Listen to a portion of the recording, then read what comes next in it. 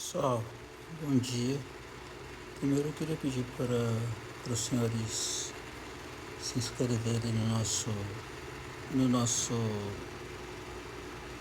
perfil do Instagram, certo?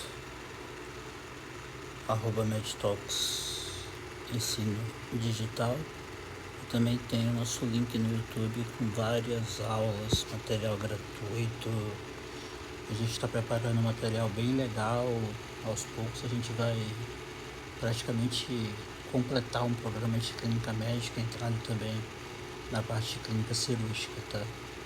É algo que a gente já está planejando há muito tempo, desde o ano passado, e agora a gente está colocando em prática aos poucos. Bora retomar a parte de hemostasia, porque é o seguinte, a gente falou, bora só dar uma retomada aqui, hemostasia primária. Então o que é que vai acontecer com a hemostasia primária? Eu vou ter inicialmente a adesão, que vai ser o quê? GP1B pegando plaqueta aderida no colágeno. Bora lembrar bem disso aqui, é o colágeno exposto que atrai a plaqueta, certo? O receptor GP6 aqui no endotélio íntegro, e é esse receptor G6 que vai liberar o fator de von Willebrand, vai dar uma recortada, bora lembrar disso aqui, vai dar uma recortada para poder moldar esse tampão plaquetário, certo? Depois disso, na ativação, a gente vai ter a participação do ADP, certo? Que aumenta o recrutamento, aumenta a ativação plaquetária. A gente já falou do papel do clopidogrel no tratamento agudo do infarto, é um inibidor do ADP, que o ADP, na verdade, é um ativador plaquetário. Eu tenho que usar algo antiplaquetário, algo antitrombótico. O paciente com infarto, o cara está com a coronária entupida, certo? Outro importante componente aqui da ativação, aqui o ADP, certo? O outro é o tromboxana 2, decorrente do ácido araquidônico, certo?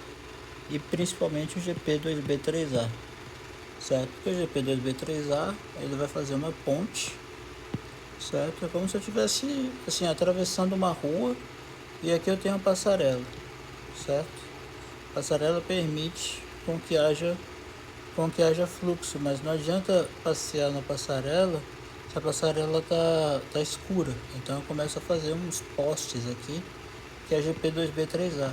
E na ponta do GP2B3A cola quem? O fibrinogênio, que foi formado aqui na via secundária. Protrombina, forma trombina, que é o fator 2A ativado, que vai formar o fibrinogênio, que é o fator 1, certo? Fibrinogênio, que junto, formando redes complexas, longas, proteicas, vai formar a rede de fibrina, que é o nosso objetivo. A hemostasia primária, ela tampa o sangramento, evita que o sangramento persista, e você vai ter a hemostasia secundária para impedir que o sangramento retorne, certo? Então basicamente é para isso que funciona a nossa querida hemostasia primária. Hemostasia secundária basicamente, né? Deixa eu colocar aqui, intrínseca ABC, certo? ABC são as hemofilias, certo? Então 7, 8 e 11, certo? Via comum, tudo vai terminar na via comum, entendeu? Parabéns, 10 para você, certo? Todo mundo precisa de uma alma gêmea, de uma metade para se completar, metade de 10, 5. Fora o 5, o que é que mais vai ter aqui? Protrombina, que é o fator 2, fibrinogênio, que é o fator 1, certo? Fibrinogênio 2, protrombina 1, trombina 1A. E a extrínseca é a mais eficaz, ela é mais rápida, certo? Fator tecidual e principalmente fator 7. Eu diria que o fator 7 é o mais importante da extrínseca, e o 8 seria o mais importante da intrínseca. Então bora falar um pouco sobre problemas da via intrínseca. Quando é que a via intrínseca dá merda? Bora lá, intrínseca.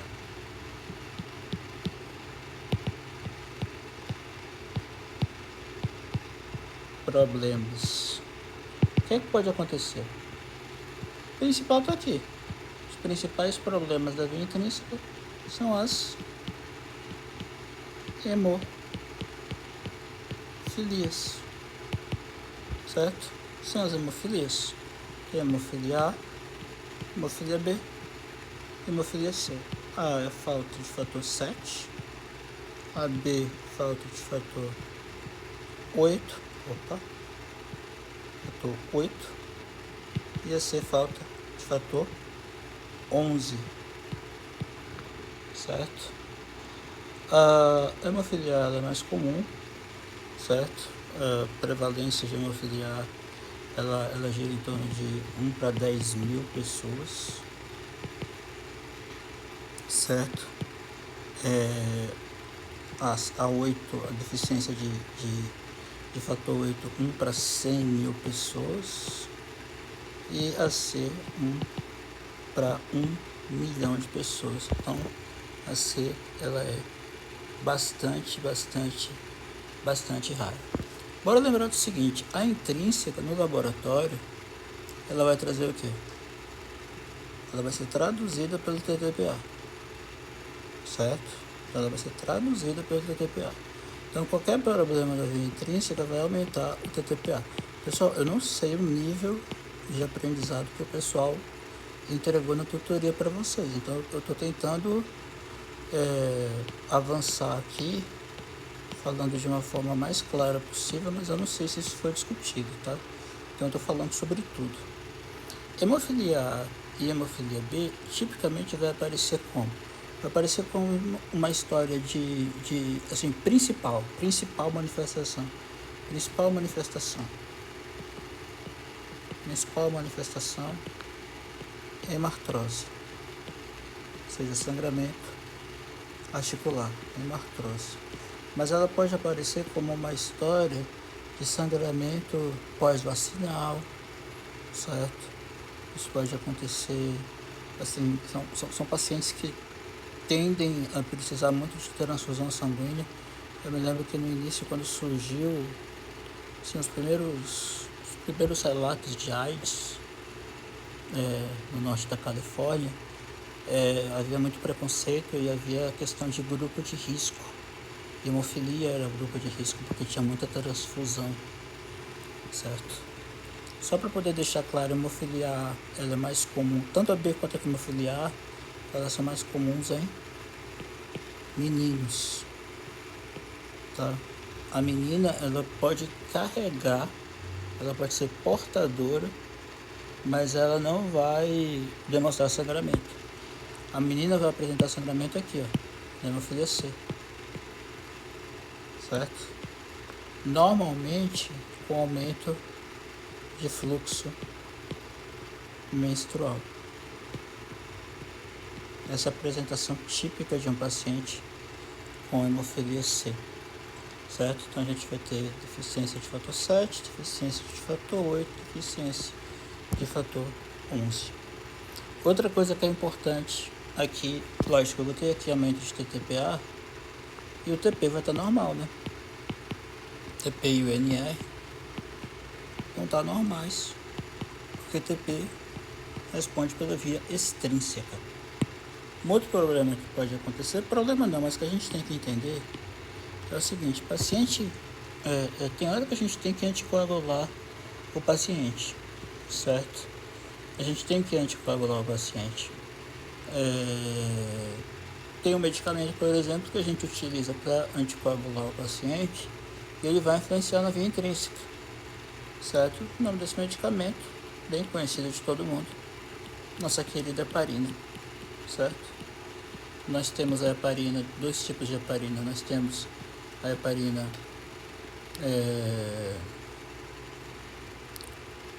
normal, certo?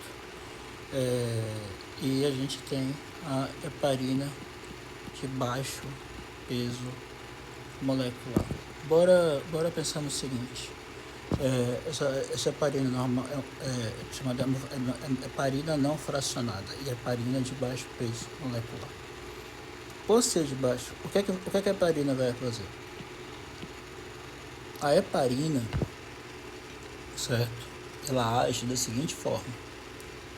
A heparina, ela age diminuindo a antitrombina B3,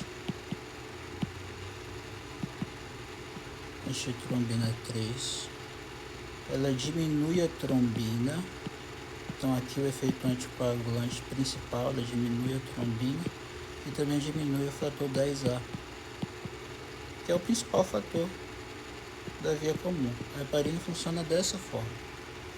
Então, se ela vai alterar isso tudo aqui, lógico que o uso da heparina vai aumentar o TTPA. Só que eu quero que aumente o TTPA, porque eu quero anticoagular o paciente. Esse é meu objetivo, certo? Agora é o seguinte, eu estou usando um anticoagulante, certo? Se eu anticoagulo demais o meu paciente, qual é a principal complicação que eu posso ter com o uso da heparina? Principal complicação: aparecimento de hemorragia. Por isso que quando eu uso a heparina, eu tenho que controlar com o TTPA. Eu tenho que monitorar o paciente com o TTPA. A heparina não fracionada, eu tenho que controlar, não tem jeito, certo? Eu posso até aumentar o intervalo entre as medições, isso durante o tratamento, certo? Agora eu tenho que controlar com o TTPA. A heparina de baixo peso molecular, ela não sofre tanta influência assim, certo? Então ela é mais utilizada na prática clínica, ela não mexe tanto com o TTPA. Aí você fala, bem, se a heparina não fracionada eu tenho que monitorar com o TTPA, como é que eu vou monitorar a heparina de baixo peso molecular? Não monitora, não precisa, não tem necessidade. Ah, Maurício, mas eu quero monitorar, eu gosto de laboratório. Tá, você gosta de laboratório? Tá, então você quer um exame para poder monitorar? Você vai dosar a quantidade de fator 10A. Sabe como é que você lembra disso? Quem já usou heparina de baixo peso molecular vai lembrar o nome comercial dele. A heparina de baixo peso molecular é a nossa querida enoxaparina. Ou o Clexane. Quem já fez alguma cirurgia ou conhece algum familiar que fez cirurgia, por exemplo, cirurgia que exige uma limitação de mobilização durante muito tempo, cirurgia ortopédica, lipoaspiração, certo? O paciente normalmente faz Clexane antes da cirurgia e depois durante um tempo. Clexane é um anticoagulante, porque o paciente fica parado durante muito tempo, ele evita efeito trombótico, evento trombótico, certo? Clexane é heparina, só que é heparina subcutânea, o próprio paciente administra, certo? E aí você vai lembrar do Clexane, da enoxaparina e vai lembrar do fator 10A, tá? Mas assim, heparina de baixo peso molecular faz a dose plena. Agora, a não fracionada você tem que monitorar com TTPA. Se o TTPA largar demais, aí você diminui a quantidade de heparina não fracionada que você faz. Na prática, a gente utiliza mais a heparina de baixo peso molecular, tá certo? O que mais que pode acontecer em termos de via extrínseca? A gente já viu as intrínseca, hemofilias, o uso da heparina, que é muito importante, certo? E existem, assim, essas hemofilias são hemofilias hereditárias, certo? Mas você pode ter alguns casos de hemofilia adquirida. Só que essa hemofilia adquirida, ela tem um mecanismo. Vocês lembram da aula de anemia hemolítica autoimune? Que você tinha tipo um anticorpo temperando um antígeno E aí o anticorpo agia contra o próprio antígeno, matava e provocava uma anemia hemolítica. Isso aqui vai acontecer, isso aqui pode acontecer. Na verdade, você vai criar anticorpo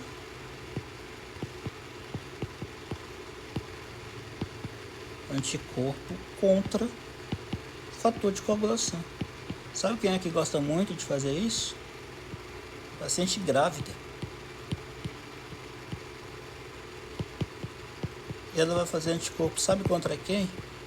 Fator 8, que é simplesmente o principal fator da via intrínseca. Então vai fazer tipo uma hemofilia B, certo? Então tem que interagir o paciente. Bora retomar essa parte aqui, porque a gente tem que relembrar o seguinte. Via intrínseca está bem claro, né? 8, 9 e 11. Certo? 8, 9 e 11, A, B, C, hemofilias. Aqui, isso tudo aqui é fator de coagulação. Só que eu vou ter, principalmente aqui no fator 8, deixa eu apagar a parte de hemofilias aqui, eu vou ter a ação de alguns anticoagulantes naturais no nosso corpo. Certo? E você conhece o nome desses anticoagulantes, certo? São as proteínas C e proteína S. Elas são anticoagulantes, certo? Então eu posso ter uma quantidade maior de proteína C, uma quantidade maior de proteína S. Quer ver outro anticoagulante normal? Aqui, ó, antitrombina 3, que é influenciada pela heparina. Ela tenta diminuir a quantidade de trombina formada a partir da protrombina. Então são anticoagulantes normais. Só que a gente aprende a sobreviver com esses anticoagulantes. Agora, o problema é quando a gente tem, por exemplo, a gente está falando de hemofilia, né? Agora eu vou botar hemofilia. Então, hemofilia o paciente tende a ter o quê? Como ele tem pouco fator, como ele vai ter pouco fator de coagulação, seja o 8, seja o 9, seja o 11, ele tem uma tendência a sangramento. Se o paciente tiver um aumento de fator, um aumento de anticoagulante, ele vai ter não uma hemofilia, mas ele pode ter uma trombofilia, predispõe a evento trombótico. Esse tipo de alteração, assim,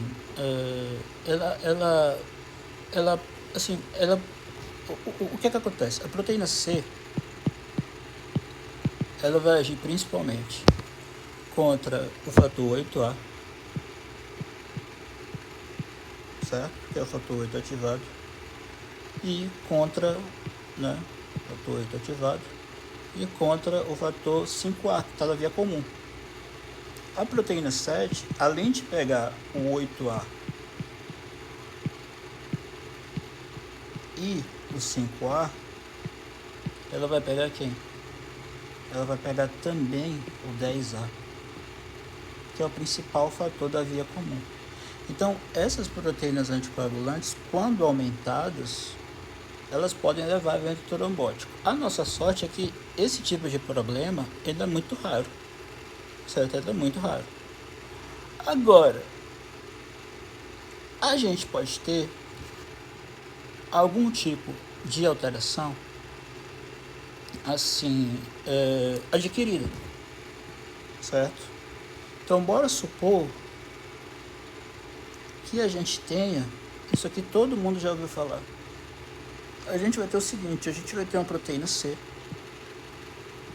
aumentada, aumento da proteína C. Se eu tenho um aumento da proteína C, eu tenho uma tendência anticoagulante, certo? Agora, se eu tiver um aumento da proteína C, às vezes eu posso ter, lembra da diabetes que você tem uma resistência insulínica, ou seja, você tem uma quantidade aumentada de insulina, mas ela não consegue entrar no tecido, certo? Para baixar a glicemia. E aí o cara tem hiperglicemia. Eu posso ter um aumento de proteína C Mas esse aumento de proteína C, na verdade, está refletindo um quadro de resistência à vitamina C. A vitamina C não, proteína C. Certo? Um aumento da resistência da proteína C. E esse aumento de proteína C com resistência tem uma tendência maior a fazer efeito anticoagulante, certo? Como que essa resistência pode acontecer? Quem é que vai pegar a proteína C? 8A. E olha só quem vai pegar. 5A.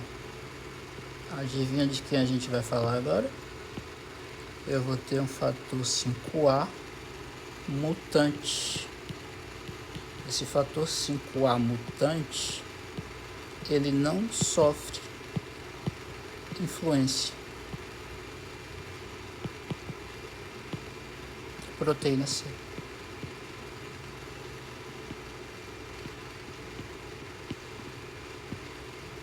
Esse fator 5 ativado mutante foi descrito por um holandês e a gente reconhece esse fator 5A como que é?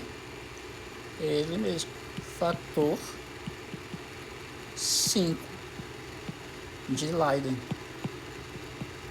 É a principal forma de trombofilia adquirida. Você pode ter uma diminuição de proteína C, um aumento de proteína C, sem resistência, um aumento de proteína S, mas assim, a grande maioria das trombofilias principal adquirida, tá? A hereditária é muito raro, esquece a hereditária. Principal adquirida. Adquirida por quê? Não interessa, mas adquirida. Principal trombofilia adquirida, certo? Então, esses são os problemas, basicamente, que podem acontecer na via intrínseca. Deixa eu colocar assim, via intrínseca, certo? Os problemas da via intrínseca. Hemofilia,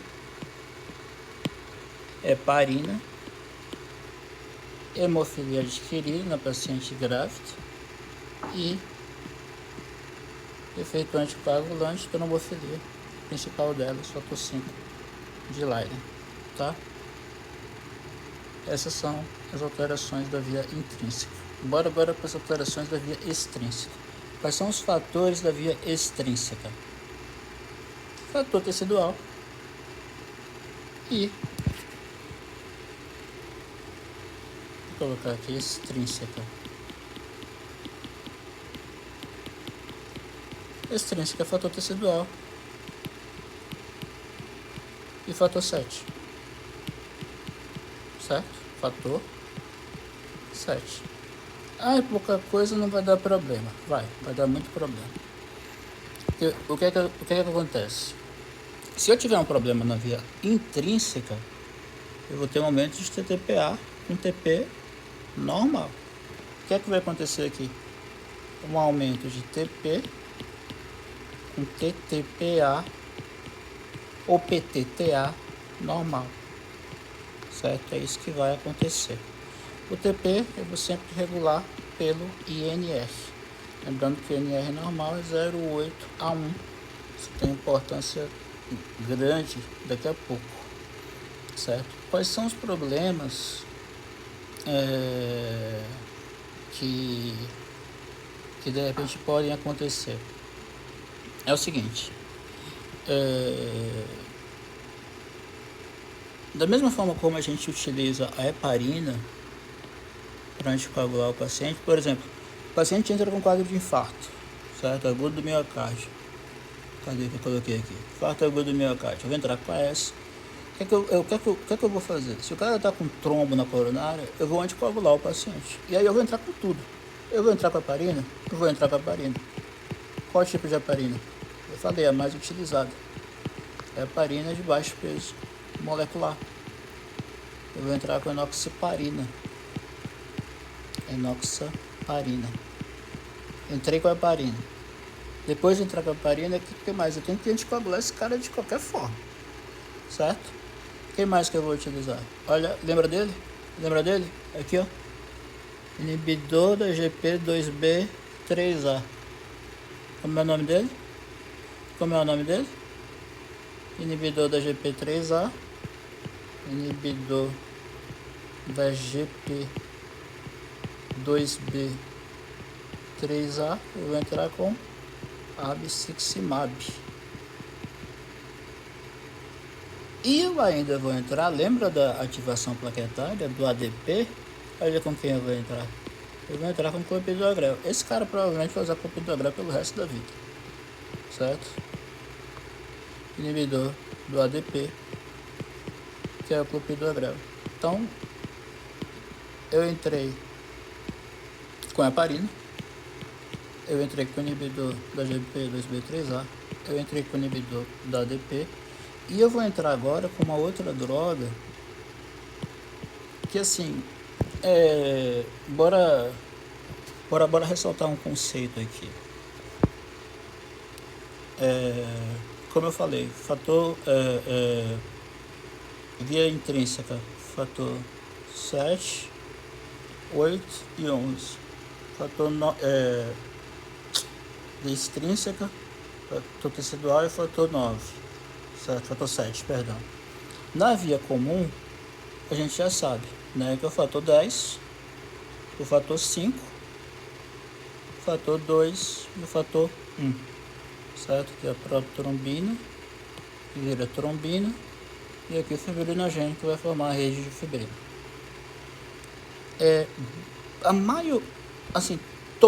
Praticamente todos os fatores de coagulação, eles não são produzidos pelo fígado, certo? Todos os fatores de coagulação. O único fator de coagulação que não é produzido pelo fígado é o fator 8. O fator 8 é produzido pelo endotélio. Todos os outros são produzidos pelo fígado. E o fígado utiliza como combustível para produzir alguns fatores de coagulação a nossa querida vitamina K. Certo? Ela vai utilizar a vitamina K para produzir alguns fatores de coagulação. Não são todos, mas existem alguns fatores de coagulação que são os fatores de coagulação vitamina K dependentes. Eu tenho que ter vitamina K dependente para produzir alguns desses fatores de coagulação. Quais são? Bora lá com calma, tá? O 2, o 7, o 9 e o 10. O 2 da via comum, o 7 da via extrínseca, o 9 da via intrínseca e o 10 da via comum. Como é que eu vou decorar isso aqui? Eu aprendi, não é uma dica minha, mas eu aprendi a decorar o seguinte: 2 mais 7 é igual a 9, parabéns, 10 para você. É idiota, mas eu aprendi assim. Não é uma dica minha, certo? Mas é uma dica que eu acho importante pra gente lembrar. 2 mais 7 é igual a 9, parabéns, 10 para você, certo? Que são os fatores K dependentes. Existe um outro anticoagulante que a gente vai utilizar aqui, que é o nosso querido cumarínico. O cumarínico ele pode ser conhecido também como varfarin.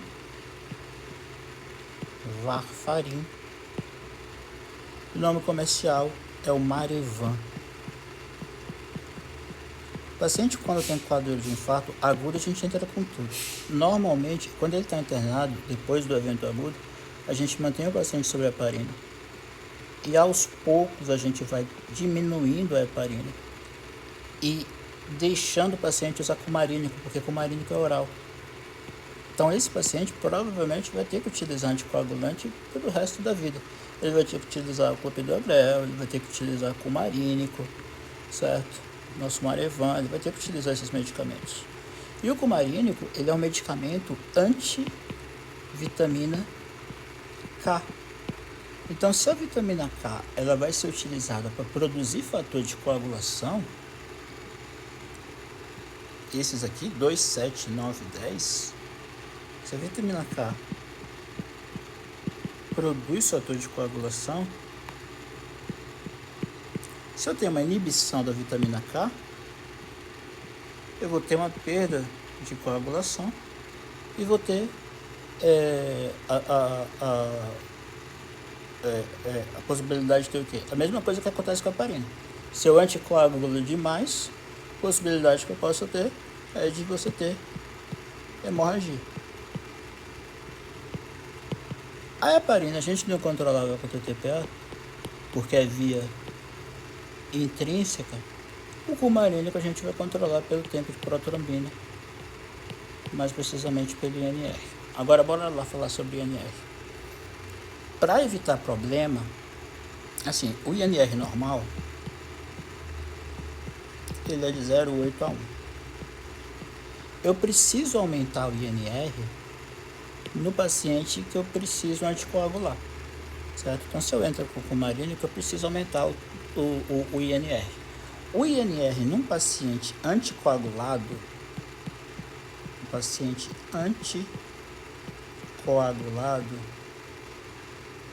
eu quero em torno de 2 a 3,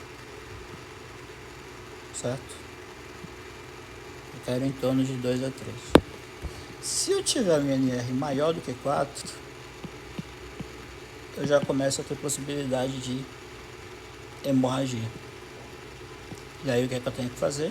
Diminuir a quantidade de varfarin, a quantidade de cumarínico. Então eu tenho que tatear com o INR, certo? TP INR via extrínseca, cumarínico, TTPA heparina via intrínseca, tá certo? Essa é a conduta inicial no paciente. E outra coisa, tem estudos que mostram que o paciente com AVC isquêmico, eles se beneficiam, sabe de quê? De um medicamento, eu vou colocar o nome do medicamento, mas assim, quem já passou pelo P4 sabe do que eu estou falando. Só não sabe do que eu estou falando, mas já sabe do que eu estou falando.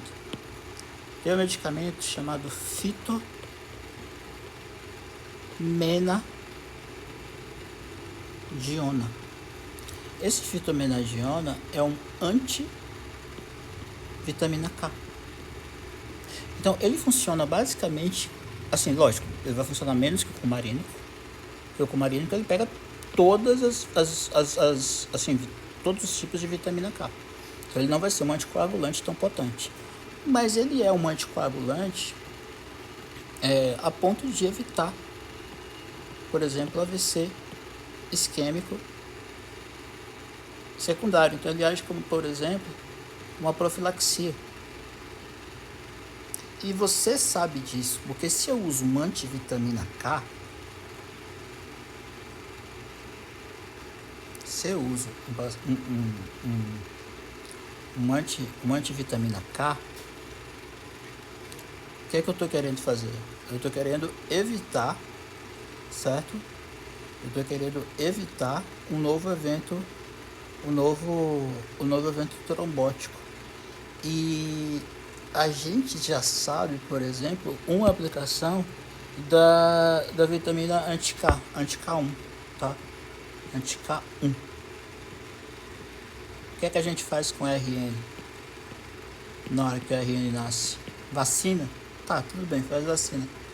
Mas a gente dá intramuscular 0,1 ml para evitar um negócio chamado doença hemorrágica do recém-nascido. Como é o nome daquele remédio que a gente dá?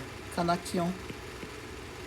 Canaquion simplesmente, Canaquion MM, é isso aqui, ó, fitomenadiona. Entenderam como tudo se encaixa? Basta ter calma, certo? Basta ter calma. Tranquilo? Então o Canaquion ele é utilizado como profilaxia de doença hemorrágica no paciente recém-nascido, certo? Problemas agora da via, já falei da via extrínseca, problemas agora da via comum, certo? Problemas agora da via comum. Quais são os fatores da via comum? Parabéns, 10, metade 5, 1, 2, e a gente tem que, e a gente tem que lembrar do nosso querido aqui, ó, esse bonitão que aparece aqui no final, que é o 13, certo? Ele dá uma banhada tanto no fator de von Willebrand como na rede fibrina. Então a gente tem que lembrar do nosso querido fator 13. Sendo que o fator 10 é o fator mais importante de todos, né? Fator Stuart, no caso o fator 10 ativado. Já muda de nome. O que é que pode acontecer de ruim no paciente com problema na via intrínseca? Primeiro, sim, eu falei aqui, né, que na via extrínseca você vai ter alteração do tempo de protrombina, certo? Agora, a gente tem que lembrar o seguinte, como eu falei, quem produz o fator de coagulação, exceto o fator 8, é o fígado. Então, às vezes, eu posso ter um paciente, o paciente hepatopata. Ou seja, o fígado dele está mal. Então, se o fígado dele está mal, ele vai provavelmente produzir menos fator de coagulação. Certo? Ele vai produzir menos fator de coagulação. Como isso aqui é um problema da via extrínseca, o que é que eu vou ter? Eu vou ter um aumento do tempo de protrombina. Eu vou ter um aumento do INR. E eu vou ter um prejuízo aonde? Fator 2, fator 7, 7 mais 2, 9. Parabéns, 10 para você. Então eu vou ter um prejuízo nesses fatores aqui de coagulação, certo? Então só para poder lembrar aqui, certo? Vitamina K, a gente já falou aqui do Canaquion, certo? Que ele vai ter um efeito, ele vai estimular, na verdade, o fator de coagulação, certo? Ele vai aumentar a vitamina K, certo? Isso aqui é o fígado, o varfarin que acontece. Então eu vou entrar com vitamina K, tá certo? Eu vou entrar com vitamina K1. E aí a vitamina K1, no caso 1 ml, vai evitar a doença hemorrágica do recém-nascido, certo? O que acontece? No caso da alteração da via comum, assim, o que a gente tem na alteração da via comum? Vai aumentar tanto o TTPA quanto vai aumentar o TAP, certo? Vai ter alteração da intrínseca, vai ter alteração da extrínseca. Então eu vou ter aumento do TTPA, o PTTA, e vou ter aumento também do TP, do INF. Agora bora brincar um pouquinho. Olha como isso aqui é legal. Isso aqui é muito legal, certo? Eu posso ter um problema, por exemplo, na hematopatia, e aí você pode falar, pô Maurício, eu tô com dificuldade para poder decorar isso aqui, porque fator vitamina K dependente, 2, 7, 9 e 10. Via intrínseca 7, 9, 7 e 8, 8, 9 e 11. Via comum, também não é uma dica minha, mas assim, você toma um susto, e aí você olha assim, via comum, vixe, que horror, via comum, fator 5, fator 2, Perdão, o fator S vai entrar aqui como X, tá? Fator 10, certo? Fator vixe, é assim mesmo, né? Vixe. Vixe.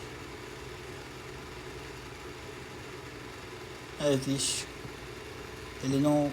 Essa dica ela não conta com o fator 13, não. O fator 13 tem uma importância só lá na frente. Então, vixe. 5, 2, 10 e 1. Trombina, fibrinogênio. Perdão. Fator 10, fator de Stuart, fator 2 protrombina e fator 5. Certo? Quando eu tenho uma alteração na via comum, e olha como isso aqui é bonito. O que é que acontece na via comum? Qual é a principal alteração que a gente vai ter na via comum? O resultado da via comum não é a formação de rede de fibrina.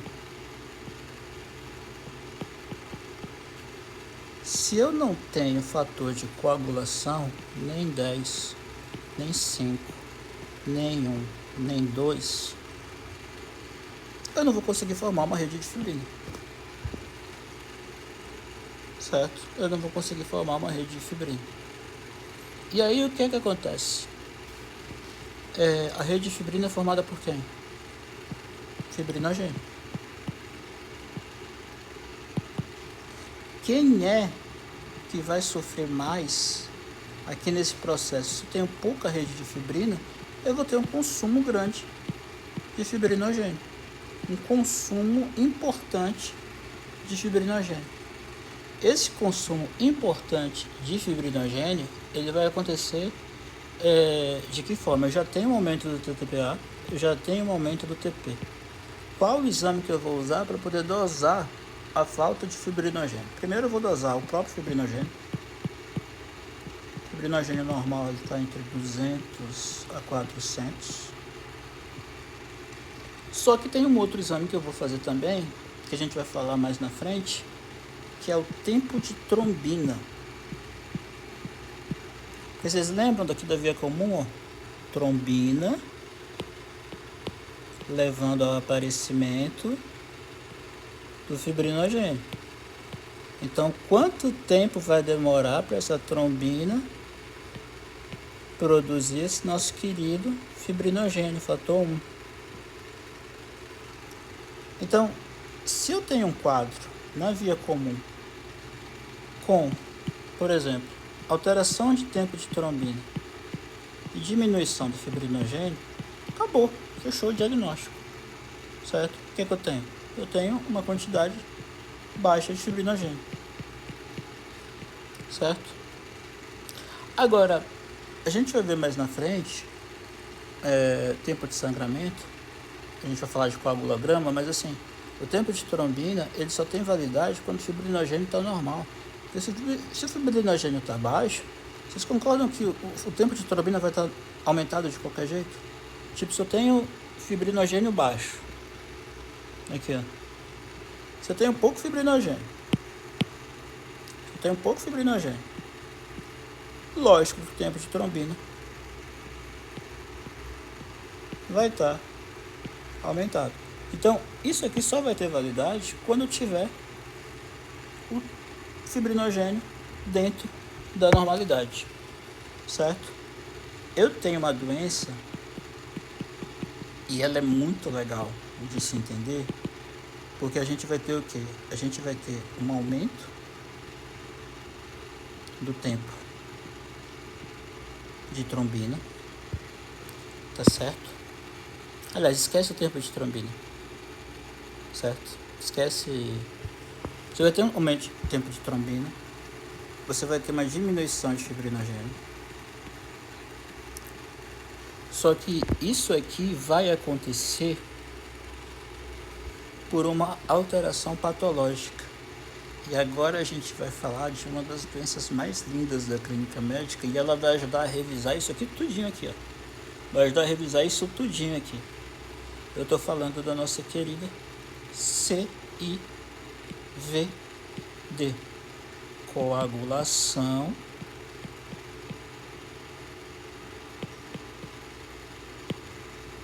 intravascular disseminada. Ou seja, começa a coagular tudo dentro do corpo. Coagula tudo. Eu vou ter um aumento de efeito pró-coagulante. E o que é que vai provocar a CIVD? Só que mata, tá? E mata muito.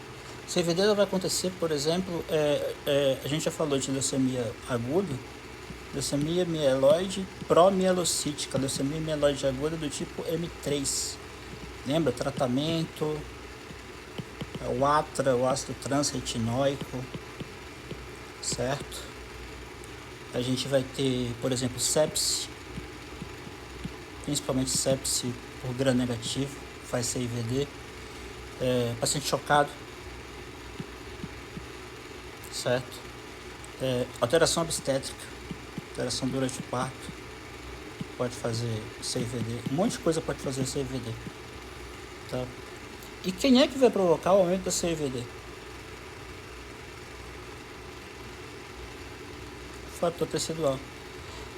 Lembra que eu falei no início que o fator tecidual ele funcionava basicamente como colágeno?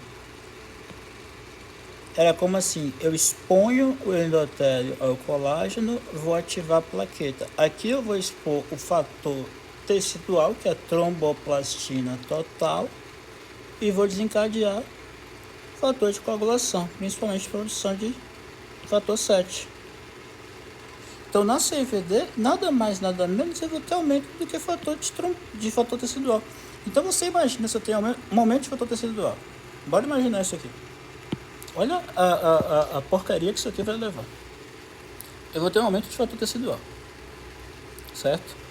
Eu vou ter um aumento de fator tecidual. Aumento de fator tecidual. O fator tecidual ele é o principal gatilho para a via extrínseca, que é a mais eficaz.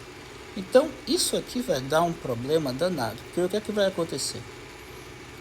Você vai ter um efeito pró-coagulante importante. Por que é que vai acontecer isso? Primeiro, você vai ter, na verdade,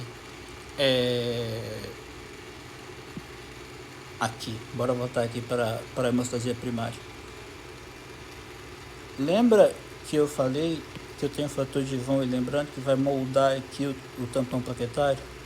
Pronto. Existe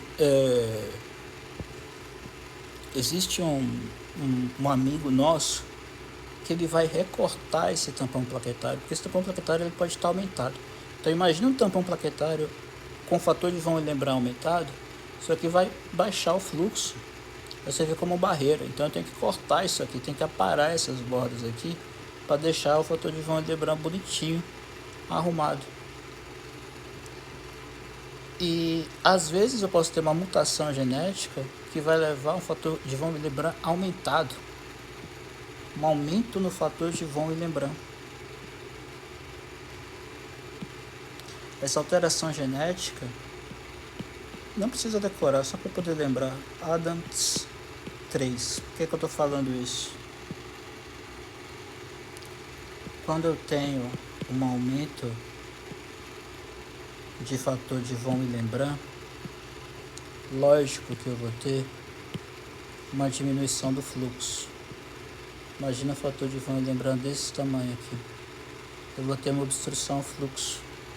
Então eu vou fazer um quadro extremamente famoso, uma doença chamada púrpura trombocitopênica trombótica. Por quê? Aumento no tamanho do fator de Von Willebrand. Isso vai acontecer aqui na CIVD, certo?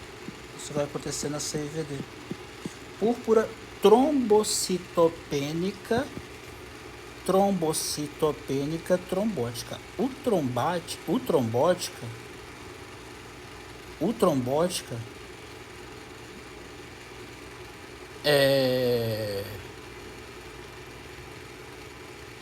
Rapidinho aqui, só responder a mensagem aí.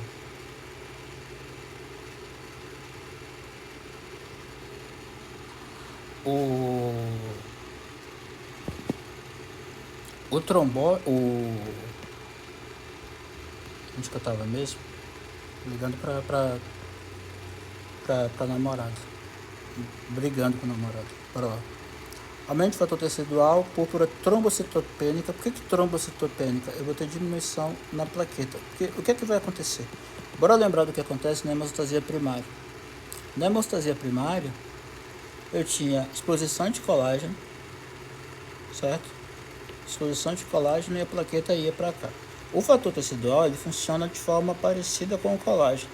Então, se eu tenho um aumento de fator tecidual, cadê? Se eu tenho um aumento de fator tecidual,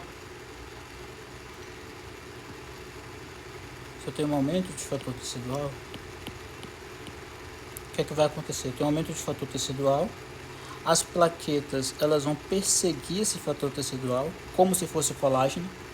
Lembra que você tem uma adesão ao colágeno, atraído pelo colágeno? Aqui vai estar atraído pelo fator tecidual. Então, isso aqui vai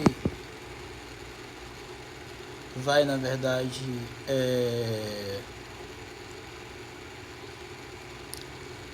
isso aqui vai alargar, isso aqui vai, deu uma travada agora porque eu tô brigando com a minha namorada, mas bora lá. Diminui a vitamina K, diminui a produção de fator de coagulação, mas eu tava falando de CIVD. Então diminui a plaqueta, porque a plaqueta vai perseguir o fator tecidual, certo? Se eu diminuo a plaqueta, é como se a plaqueta fosse se matar, porque ela persegue o fator tecidual. Isso aqui vai ter implicação no coagulograma, que a gente vai ver. A gente já viu tempo de trombina, vai ter um aumento chamado tempo de sangramento, que reflete alteração plaquetária, certo? Então, além de você ter uma alteração no tempo de trombina, diminuição de fibrinogênio, porque tem consumo de fibrinogênio, como eu tenho uma alteração da via comum, lógico que eu vou ter um aumento no TTPA e um aumento no nosso querido INR, ou tempo de protrombina. Ou seja, aumenta tudo. E aí, o que é que acontece? Bora pegar essa parte aqui. O fibrinogênio, ele vai estar completamente consumido, certo? Vai estar completamente consumido, certo? Porque se eu tenho uma diminuição na rede de fibrina, eu vou ter uma morte de fibrinogênio, certo? Eu vou ter praticamente um quadro de fibrinólise. E outra coisa, se eu tenho, por exemplo, aumento de fator tecidual, aumento de fator de von Willebrand, isso aqui vai fazer uma lesão mecânica, tá? Esse aumento aqui de fator de von Willebrand vai fazer uma lesão mecânica. E aqui eu começo a falar das chamadas microangiopatias,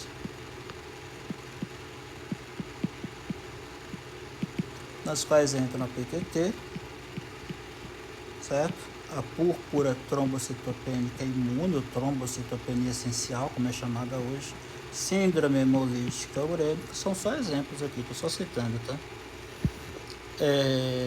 Mas o que vai acontecer aqui? A chave desse negócio aqui é a destruição do fibrinogênio. O que realmente é a chave na etiologia, na fisiopatologia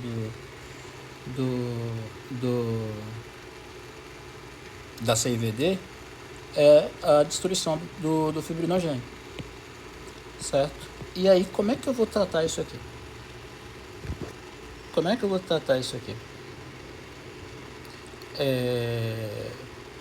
Primeiro, diagnóstico. A principal forma de fazer diagnóstico é o seguinte: eu vou ter uma diminuição no fibrinogênio, certo? Então, a principal forma de diagnóstico, eu vou dosar o fibrinogênio. Normalmente, o fibrinogênio, que o normal é 200 a 400, aqui eu vou ter um fibrinogênio menor que 100, certo? E outra coisa, quando eu quebro o fibrinogênio, eu vou produzir um negócio chamado produto de degradação de fibrinogênio. Pô, Maurício, não complica não. Cara, isso aqui é muito importante, até para isso aqui, ó. Até para você entender um pouco disso aqui, ó. Bora relacionar na prática para tornar isso tudo mais prático. Um grande diferencial de infarto agudo de miocárdio é um quadro chamado tromboembolismo pulmonar. E o que é que vai acontecer no tromboembolismo pulmonar? Um aumento no produto de degradação de fibrinogênio. Qual é o principal produto de degradação de fibrinogênio? O D-dímero. Então a principal forma de você diagnosticar isso aqui é fibrinogênio baixo com aumento de D-dímero. Isso aqui é CIVD. Essa é a principal alteração da via comum. Então a gente vê as alterações da via extrínseca, da via intrínseca, as hemofilias, uso da heparina, certo? Como você tem que tatear a heparina no uso da heparina não fracionada. Hemofilia adquirida na grávida, aumento de fator anticoagulante, trombofilia, principalmente fator 5 de Leiden.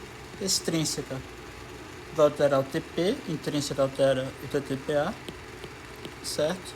Aqui eu vou ter aumento do INR, lembrando que os fatores de coagulação aqui são produzidos pelo fígado, exceto o fator 8.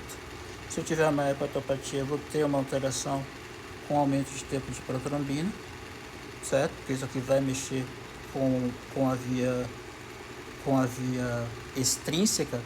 Eu esqueci de falar. Pô, Maurício, mas vai mexer com via comum, vai mexer com via extrínseca, vai mexer com intrínseca.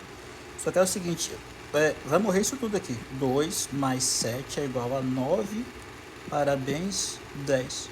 Só que quem morre primeiro é o fator 7. E o fator 7 é da via extrínseca. Então, é por isso que eu vou ter, na hepatopatia, um aumento de TP. Inclusive, se a gente for lembrar, na classificação de TP, lembra de uma classificação chamada classificação de Child-Pugh? Você vai ter bilirrubina como critério prognóstico, você vai ter ACIT e você vai ter TP. Você não vai ter TTPA. Por quê? Porque quem vai morrer primeiro é o fator 7, que é da via extrínseca, que é medida pelo TP. Então a classificação de Child-Pugh, o estadiamento de Child-Pugh, ele vai usar só o TP. Então a gente viu o fator alteração na via extrínseca, intrínseca, certo? E comum, porque é principalmente a CIVD que a gente tem que falar, certo? Falando rapidinho só de coagulograma, você pede coagulograma, você tá no PS, aí você fala, pede um coagulograma aí. Aí você vai e escreve coagulograma. Não existe coagulograma. O que é que normalmente a gente pede? Coagulograma.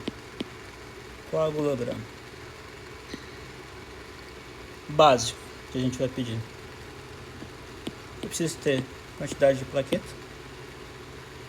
Eu vou pedir um exame chamado tempo de sangramento, que eu vou explicar. E nós já conhecemos o TP com o INR, que vai medir a via extrínseca, e o PTTA. Toda hora muda, né? PTTA, TTPA. Eu vou pedir isso aqui, certo? Eu vou pedir isso aqui. Plaqueta normal é 140 a 400 mil. Bora supor que o paciente tem um quadro de baixa de plaqueta. Bora associar isso aqui com hemoderivados.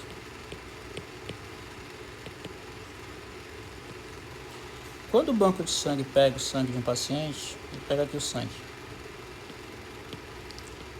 Quando a gente está no PS, a gente precisa transfundir sangue, a gente não vai transfundir o sangue total. Isso aqui já foi muito utilizado em treinamento militar, mas não rolou muito bem não.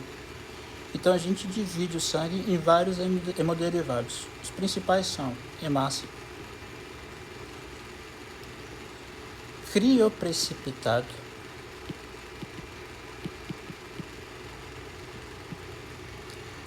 o plasma Porque você tem a hemácia, o plasma e o soro. Então, plasma, que ele vai ser o plasma fresco congelado, que é o plasma, certo? Basicamente isso aqui. E lógico, plaqueta, né? Às vezes eu tenho que transfundir plaqueta, eu não vou transfundir hemácia. Então, 140 a 400 mil. O tempo de sangramento, ele vai, assim, o tempo de sangramento normal é até 10 minutos. Ele está associado com a quantidade de plaqueta. O normal de plaqueta é 140 a 400 mil, certo? Quando é que eu vou precisar, por exemplo, transfundir um paciente com plaqueta? A gente já viu isso na aula acho na aula de leucemia. Se você tem plaqueta menor que 10 mil, transfunde, uma transfusão terapêutica.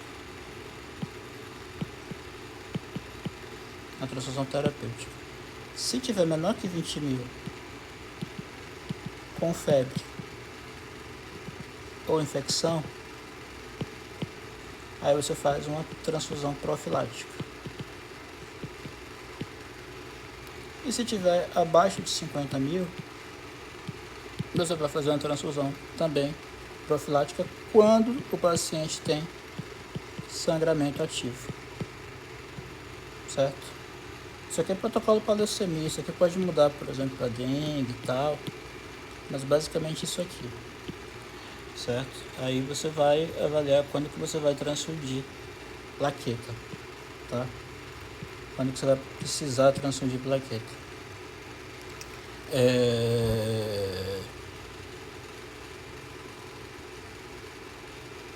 Bem, basicamente isso.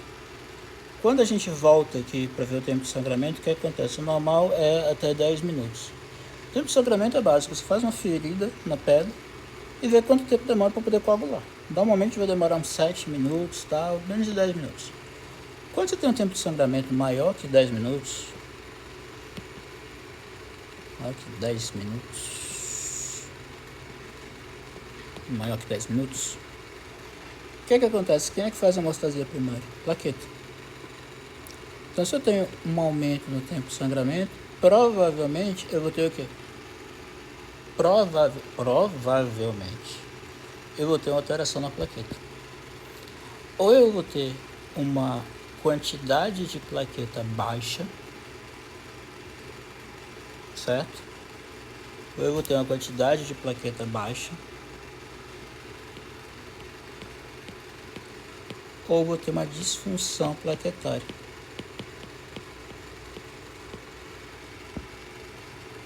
Certo? Plaqueta baixa, eu vou ter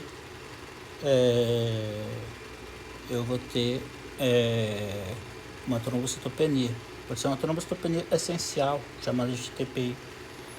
Bora supor que eu pegue um paciente que eu tenha, repara só, eu vou ter plaqueta normal,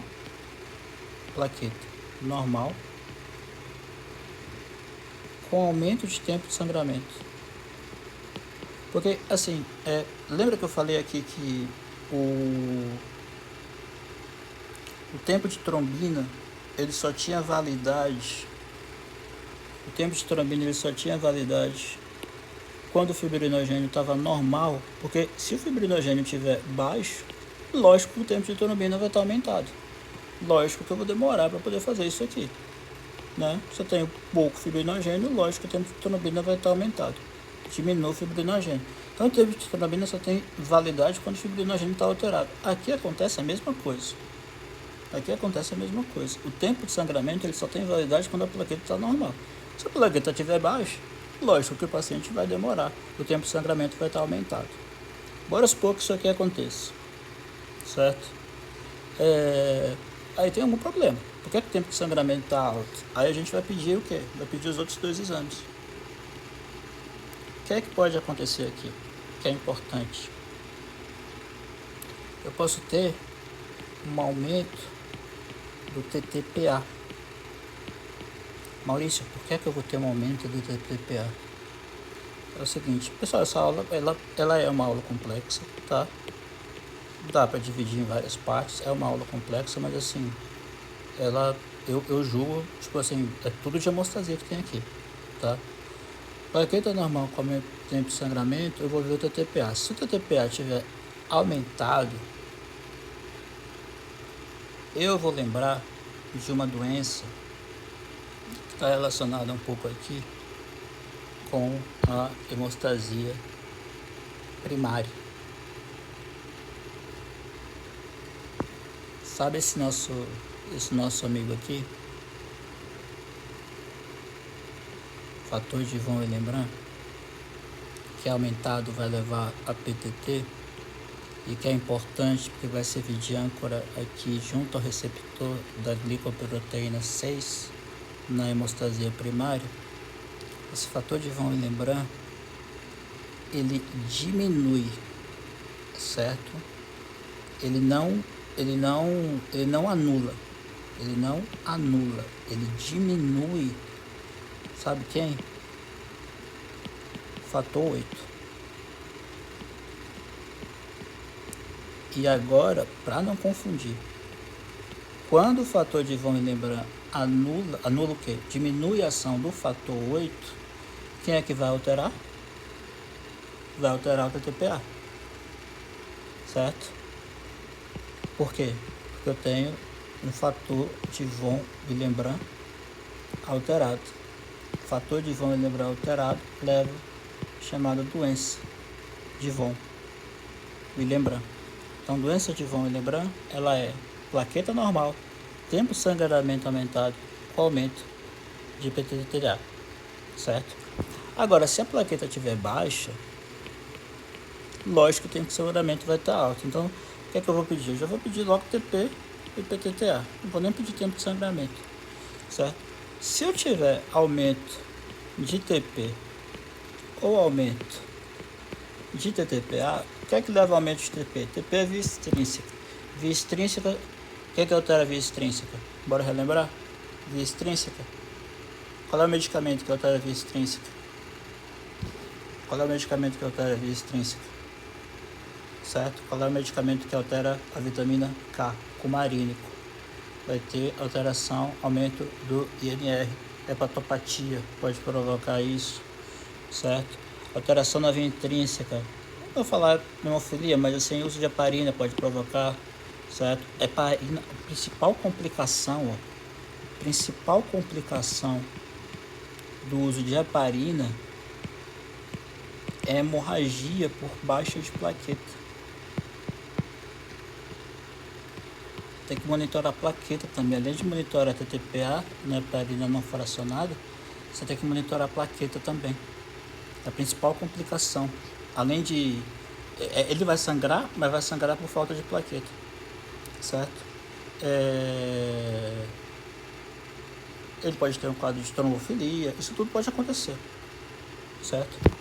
Por aumento do TP e do TTPA. E se você tem um aumento do TP e do TTPA com baixa de plaqueta,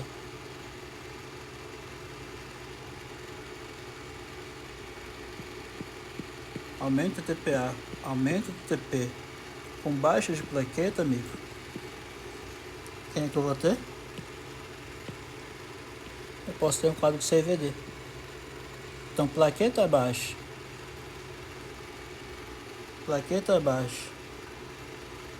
aumento de TP ou TTPA, eu posso ter um CVD, posso ter um paciente usando heparina, posso ter um monte de coisa. Se eu tiver agora uma plaqueta, por exemplo, baixa, agora com TP e TTPA normal. A principal causa disso aqui vai chamar-se púrpura trombocitopênica imune ou trombocitopenia essencial. Eu simplesmente vou ter diminuição de plaqueta. Simplesmente eu vou ter isso. Então essas alterações são alterações aqui no coagulograma. Só para poder citar aqui, quando eu tenho um aumento de tempo de sangramento, certo? Quais são as doenças que podem acontecer? Eu já falei da doença de von Willebrand, certo? Que eu vou ter um aumento de tempo de sangramento com aumento de TTPA. Eu vou ter outras duas doenças aqui, que é a microangiopatia de Glanzmann, só para poder conhecer, tá? Para poder falar na tutoria Glanzmann, e outra chamada de Bernard-Soulier. Bernard-Soulier. Isso aqui é tudo baixa de plaqueta, levando a sangramento, aumento de tempo de sangramento, certo? Então eu vou ter um aumento de tempo de sangramento, no caso da doença de Van Lebrun, um aumento de TTPA, certo? E eu posso ter um pouquinho de diminuição do fator 8, certo? Porque o fator de Van Lebrun consome um pouco de fator 8, certo? Basicamente isso. Se eu tiver agora um TP, bora lá, um TP, então a gente viu situação de plaqueta baixa. Agora vamos ver TP. Se a gente tiver, por exemplo, um TP, bora supor que a gente tem um TP, um aumento de INR, um TTPA aumentado. O que é que altera o INR?